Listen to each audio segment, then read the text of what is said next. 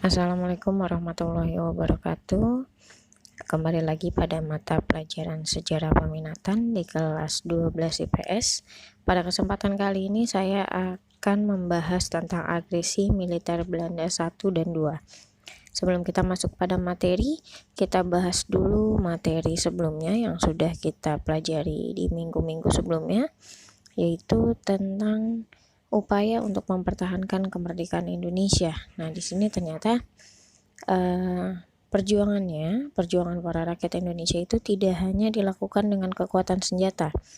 Yang kita bisa lihat dari adanya pertempuran-pertempuran di beberapa daerah di Indonesia, seperti halnya pertempuran Medan Area, pertempuran Ambarawa, pertempuran Bandung atau yang biasa kita kenal sebagai Bandung Lautan Api.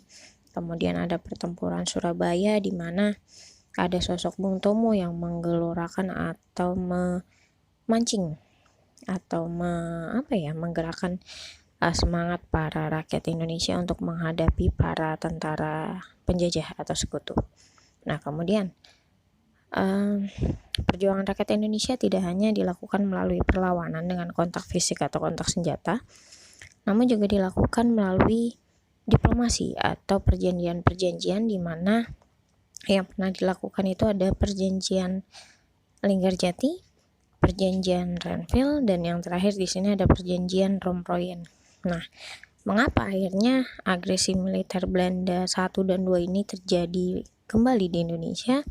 Karena dari pihak Belanda menganggap bahwa Indonesia telah gagal paham terhadap perjanjian-perjanjian yang telah disepakati, atau bahasa lainnya Belanda telah ingkar janji terhadap apa yang sudah disepakati. Nah, kemudian di sini kita masuk kepada materi yang pertama dulu, yaitu agresi militer Belanda yang pertama. Silakan disaksikan video pembelajaran berikut.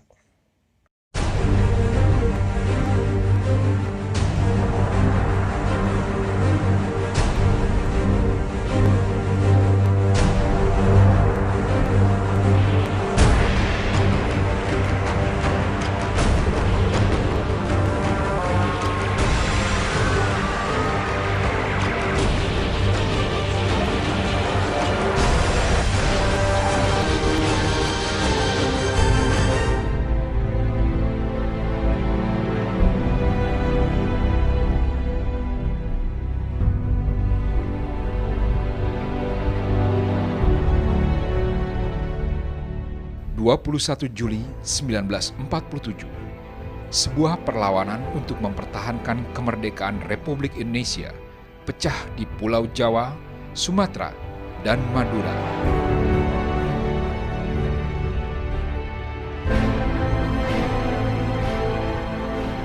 Belanda melancarkan aksi militer, mengubah diplomasi menjadi agresi.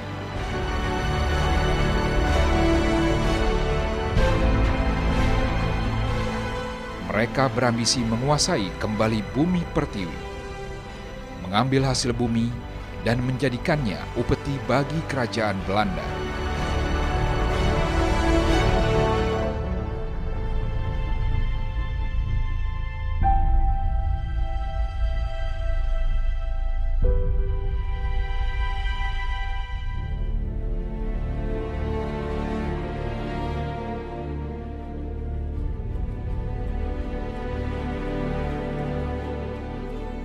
Aksi militer ini mereka sebut sebagai Operasi Produk, aksi yang bertujuan untuk membangkitkan kembali bisnis-bisnis, pabrik-pabrik, dan perkebunan Belanda yang telah berhenti beroperasi, terutama yang berada di Pulau Jawa bagian timur. 40 pabrik gula, 70 perkebunan kopi, 72 perkebunan karet, 5 perkebunan teh, dan 3 perkebunan kina. Mereka berharap aset-aset tersebut kembali menghasilkan produk-produk agar bisa dijual di pasar domestik, sehingga mampu menambah kas negara Belanda yang terus berkurang akibat perang.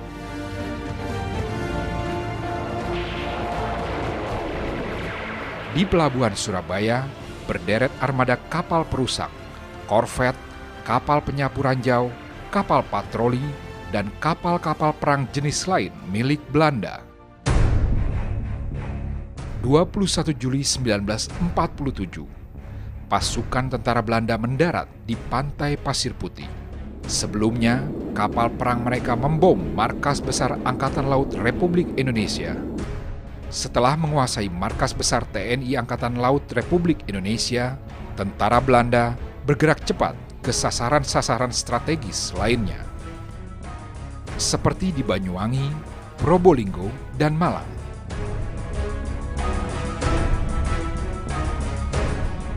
Aksi ini dikenal sebagai agresi militer pertama yang dilakukan oleh Belanda terhadap Indonesia, melanggar kesepakatan damai yang telah disepakati bersama dalam Perundingan Linggarjati sekitar 1 tahun sebelum terjadinya agresi ini.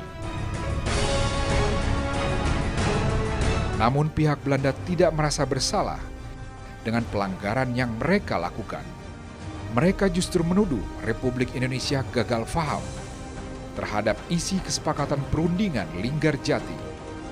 Belanda merasa berhak mendatangkan tentara mereka dengan dalih Indonesia dan Belanda adalah negara kesatuan yang berada di bawah kuasa Ratu Belanda. Ketika proklamasi kemerdekaan Indonesia diproklamirkan, Belanda menganggap itu tidak sah. Bahkan itu sebagai bentukan Jepang dan sebagainya, karena otoritas kekuasaan di Indonesia masih menjadi milik Belanda. Sehingga beberapa perjanjian yang telah dilakukan, itu tetap saja Belanda masih susah mengakui kedaulatan Indonesia, khususnya de jure. Dari berbagai pendekatan yang ada, itu kan perjanjian Vogelhoeve yang dilakukan di Belanda itu, Belanda masih mengakui hanya de facto saja ada Indonesia. Dengan berdasarkan perjanjian Linggarjati itu, Belanda ingin tetap kembali ke Indonesia dengan cara melakukan beberapa infiltrasi. Supaya ini bisa dipenuhi, dia mengusulkan agar ada operasi keamanan bersama. Pada tanggal 20 Juli 1946, Gubernur Jenderal Van Mock mengumumkan berlangsungnya agresi militer Belanda pertama yang akan dilakukan di Pulau Sumatera, Jawa, dan Madura. Zij is tenslotte hiertoe verplicht tegenover de wereld die in deze rijke en veelbelovende gewesten een blijvende haard van onrust en verwarring niet kan dulden. De Nederlandse regering is ervan overtuigd dat zij voor deze beslissing de medewerking en de goedkeuring zal verkrijgen van die tallozen die de huidige toestand moede zijn en beseffen dat een voortduring daarvan iedere grondslag zou ontnemen aan de oprichting van een werkelijk vrije Verenigde Staten van Indonesië. Zij roept de hulp in van allen die dit begrijpen en wil uitdrukkelijk vaststellen dat de militair-politionele maatregelen die zij ondernemen zal niet gericht zijn tegen het Indonesische volk, noch tegen het Indonesische vrijheidsstreven, doch uitsluitend tegen die machthebbers en groepen welke aan de werkelijke bevrijding van dit land in hun weg staan. Zij moet dit doen om een einde te maken aan de slechte erfenis van de Japanse tijd met zijn methoden van propaganda en terreur en om de constructieve krachten van dit land tezamen te brengen voor de gezamenlijke opbouw van zulke vrije staat. Pengumuman tersebut dilanjutkan dengan instruksi oleh Jenderal Spoor pada pasukannya. Gedraagt u in de dessa's en huizen van de bevolking, waar uw militaire taak u brengt als de brenger van recht en veiligheid. Tracht schuwheid en wantrouwen door uw houding te overwinnen. Een gewone beleefdheid, ook tegenover de eenvoudigste Javaanse boer, treft verder doel dan een kogel. Eerbiedig huis en eigendom van de bevolking. Vernieuw niets onnodig. Koop niets dat men niet bereid is vrijwillig aan u te verkopen. Aksi militer ini menunjukkan betapa Belanda jelas berupaya kembali menguasai seluruh wilayah Republik Indonesia.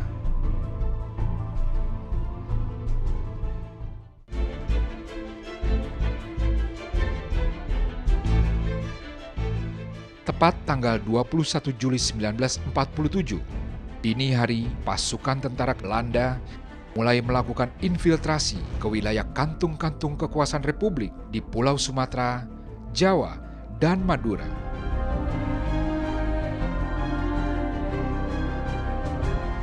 mereka melancarkan agresi militer dengan kode Operasi Produk.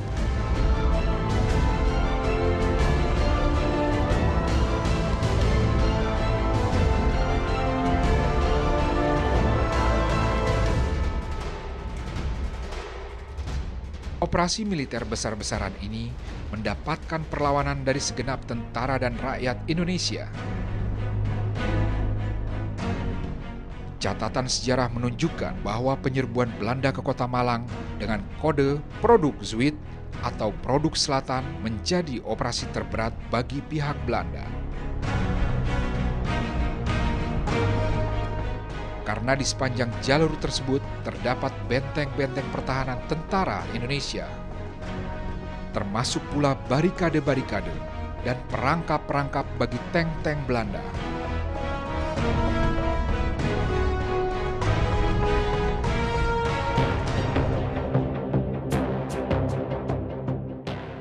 Belanda mengerahkan Brigade ke-10 Kenil untuk merebut Malang di bawah pimpinan Mayor Jenderal Bay.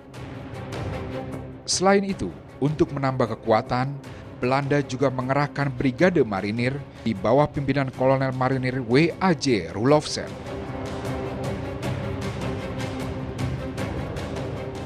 Pada 21 Juli 1947, pasukan Brigade ke-10 Kenil bergerak dari Surabaya menuju ke Malang.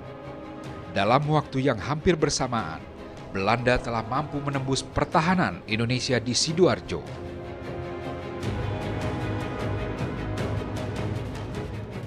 Di waktu yang sama, Brigade Marinir Belanda juga telah mendarat di pantai Pasir Putih Situbondo.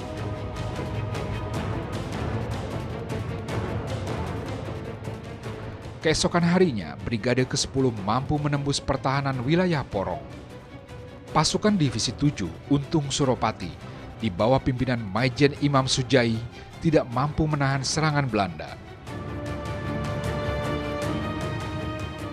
Pada tanggal 23 Juli 1947, Brigade ke-10 Kenil sampai di daerah Lawang, gerbang menuju Kota Malang. Saat itu wilayah Malang berada dalam komando Resimen 38 di bawah pimpinan Letnan Kolonel Hamid Rusdi. Bumi hangus Malang adalah salah satu upaya membakar habis semua bangunan di Kota Malang. Siasat ini dilakukan agar Belanda tidak menggunakan aset-aset tersebut. Siasat ini dilakukan atas perintah Komandan Resimen 38, Letnan Kolonel Hamid Rusdi. Hampir seluruh warga Malang dari berbagai golongan turut berpartisipasi dalam aksi ini.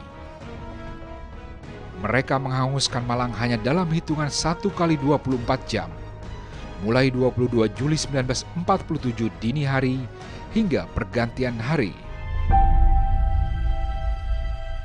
Pasca peristiwa Malang Bumi hangus, hampir semua warga Malang bergerak menuju ke wilayah Malang Barat. Namun sebagian warga sipil tetap tinggal dan melakukan gerilya di Kota Malang. Mereka menamakan gerakannya sebagai gerilya di Kota Malang. Gerilya rakyat kota yang kita kenal dengan GRK Kota Malang itu berangkatnya dari kampung-kampung ini. Jadi mereka secara sporadis menyerang Belanda yang ada di Kota Malang. Ketika kita kosongkan itu tidak seluruh penduduk ikut berangkat menuju ke tempat gerilya. Jadi penduduk Kota Malang masih ada, arek-arek pemuda di pinggir-pinggir Kota Malang ini. Seantero Malang, baik utara, selatan, timur maupun barat itu ada kantong-kantong di situ. Mereka juga dicurigai. Tapi kita punya sebuah kearifan lokal untuk menyiasati itu.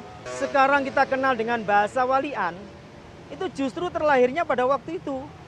Jadi dengan bahasa walian itu adalah kiat kita untuk menyamarkan agar bahasa-bahasa sandi itu bisa berlangsung dengan lancar tanpa diketahui oleh musuh. Jadi kita punya istilah-istilah penting yang terlahir pada masa revolusi itu. Yang istilah-istilah itu kemudian kita balik. Ebes itu bapak. Kita balik menjadi apa, sebe atau apa itu ya. Jadi nggak gampang dideteksi oleh musuh. Jadi kesaksian para pelaku pada waktu itu mereka menyatakan bahasa-bahasa walian ini justru terlahir di masa revolusi itu. 31 Juli 1947, tentara Kenil berhasil memasuki kota Malang. Sekitar 10 hari pasca dimulainya agresi militer, akibat blokade jalan yang dilakukan oleh rakyat Malang. Satu-satunya pertarungan frontal selama agresi militer Belanda pertama terjadi di kota Malang antara pasukan Kenil dengan Trip.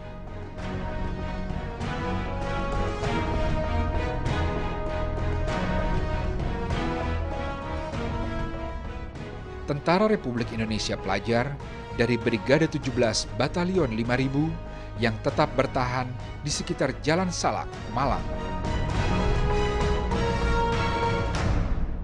Waktu itu setelah penyerangan itu begitu kuat, Belanda menyerang dulu yang bagian timur, lalu setelah itu bersamaan tank-tanknya dan sebagainya barat, yang tengah sudah mundur, dan waktu itulah kebetulan kita yang sebelumnya itu ada pasukan O namanya ya dulu, General Alfri dan itu juga mundur melalui tempat kita tertahan ada di bagian barat itu, yang mulai dari Jalan Ijen Pojok itu yang mana dia sampai terus Jalan Ijen Pojok sampai Jalan Cawi. Nah, ada di situlah pasukan antara lain yang namanya Batalion 500.000, yaitu Batalion Malang, Trip Malang, yang mana Santo sebagai komandannya dan komandan batalion, lalu Cipto Mortaman itu peleton-peletonnya yang sudah tersebar bersiap, dan ada satu lagi peletonnya daripada yang dulu pada umumnya dari pertanian yang dipimpin oleh Rianto. Kita sudah berpikir waktu itu Belanda dari Malang itu akan datang dari utara, di mana lewat jalan yang Batu itu Malang, yang bagian yang terus ke Rampal dan tengah. Jadi kita sudah memperhitungkan bahwa Belanda ini akan datang sudah mulai dari dari arah jalan yang dari Batu, arah itu, jadi ada di situ yang sekarang Jalan Ijen sama Taman Pahlawan dan sekarang ada di situ.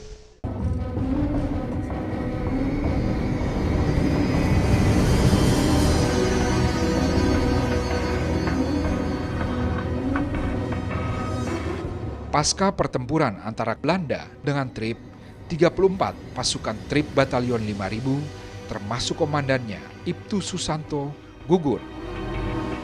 Jenazahnya dikebumikan dalam satu liang lahat yang sama di Monumen Trip. Pertempuran sekumpulan anak muda ini menjadi titik balik perlawanan terhadap Belanda di Malang dengan cara gerilya. Hal ini terus berlangsung hingga agresi militer Belanda pertama berakhir pada 5 Agustus 1947. Jadi setelah kelas pertama, kemudian kita kembali ke meja perundingan. Ya, kemudian dicapailah perjanjian Renville yang semakin menyulitkan kita. Hingga dari perjanjian Renville itu dicapai kesepakatan wilayah kita semakin sempit, ada garis Van Mock yang kita sepakati.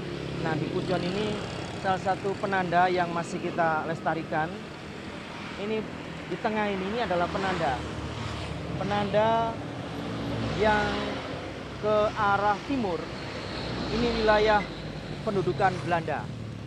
Jadi kota daerah mana saja? Ini termasuk Batu dan Malang. Malang kota, Lumajang, kemudian Pasuruan, Probolinggo, itu sepenuhnya menjadi milik Belanda.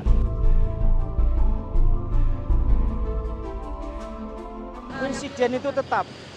Jadi kita seperti yang saya katakan, kita tidak mau begitu saja ditipu dengan perjanjian Renville itu. Jadi jeda antara Caspfire pertama dan Renville itu tetap digunakan untuk gerilya, untuk peperangan antara Belanda dan Indonesia. Tetap. Jadi kita keluar menunjukkan goodwill kita, taat pada peraturan itu, terbukti kita melakukan hijrah. Di depan mata Belanda kita hijrah itu lewat jalan besar menuju ke Malang Selatan. Tetapi kita sekali lagi bagian dari strategi perjuangan, kita tidak mau dibodohi begitu saja, kita balik ke kantong-kantong itu.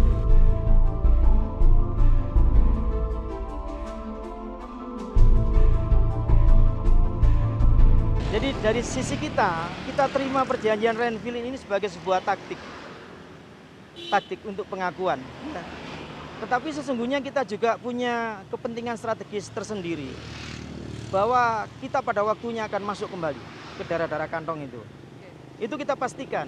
Karena di sana masih tinggal rakyat, masih tinggal anak istri dari anggota tentara itu semuanya masih di sana. Sehingga kita tidak lama berada di tempat yang disepakati sebagai daerah republik itu tidak lama. Kita kemudian melakukan winged action ke tempat kita masing-masing. Menyelundup yang dari Pasuruan kembali masuk dari pasukannya Pak Samsul Islam. Yang dari Probolinggo dari pasukannya Pak Abdul Sarif yang dikenal sebagai Pak Guru masuk ke Probolinggo. Yang Lumajang, sana ada kompinya Kiai Ilyas, juga kompinya Suwanda, masuk mereka lewat Tempur Sari. Mereka masuk ke Tempur Sari, lewat Tempur Sari itu bersama dengan Brigade 3 Seruji. Jadi termasuk Brigade 3 Seruji itu juga mundurnya itu ke wilayah Brigade 4, ke wilayah Dampit, ke Lebak Roto sana.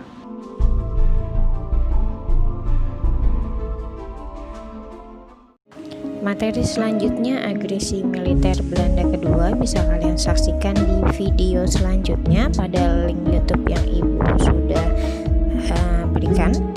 Silakan ditonton. Terima kasih. Wassalamualaikum warahmatullahi wabarakatuh.